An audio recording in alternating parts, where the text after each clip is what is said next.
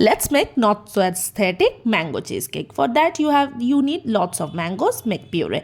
Full fat cream milk নিতে হবে 1 litre, সেটা করতে হবে কটেজ চিজ। বসিয়ে দাও গ্যাসের উপর আর meanwhile make the mango puree.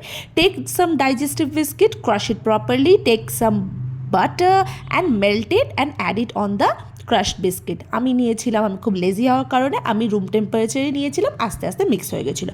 Make a bed of biscuit and then ওইটাকে ভালো করে হাত দিয়ে প্রেস করে নিতে হবে। এতক্ষণে আমাদের কটেজ চিজ রেডি, বাট যতক্ষণে কটেজ চিজ হচ্ছে ততক্ষণ ওটাকে রেখে দিতে হবে ফ্রিজে একটু সেট হতে। আর চাই আমাদের খানিকটা condense milk and some fresh cream and that mango puree. Put everything on the blender again.